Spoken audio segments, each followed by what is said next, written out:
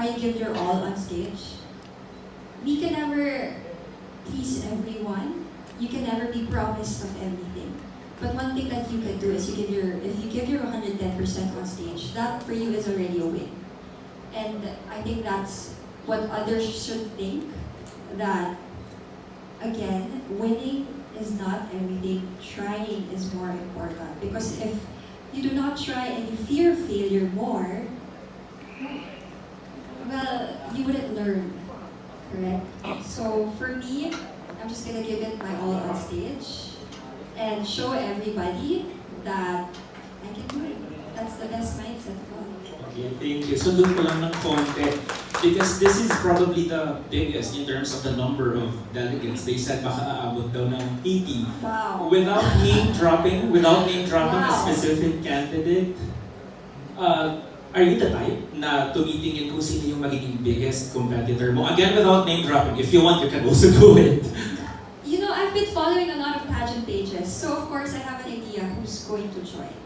But I don't really dwell on who is going to join. I see their faces, I know they're going to join, but I'm not the type to stalk their pages or what they're going to do.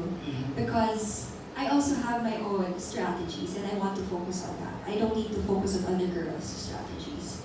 And alam nyo, pag ganyan kasi, if you want to know, I'm excited for every girl, but I'm actually excited to see first new girls because I haven't seen them perform. So, yun yung mga inaabangan ko, yung mga bagong candidates. Kasi hindi ko alam kung paano sila gagalaw. So, I'm excited to see them once I meet them. Kasi doon ko sila ma-observe. I wouldn't observe them now. I want to see them first. Ayun, we're excited. Congratulations and good luck. Hi, I'm Christian from the Crown Yes, Philippines. So, how do you feel about the fans giving you the badge of a Latina Slayer icon?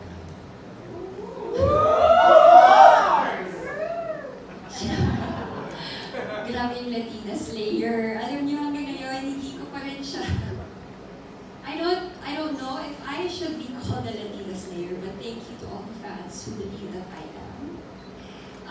When I competed in a different pageant, for the first time that no other Filipina did pa, I just gave my all in. I just wanted to be Miss Philippines. I just wanted to give the best for my country. And I think nakita lang nila kung ano yung ginawa ko doon. And I'm very grateful for them. Kasi if wala sila, hindi din ako makakarating kung nasaan ako. Hello, Win. Hello.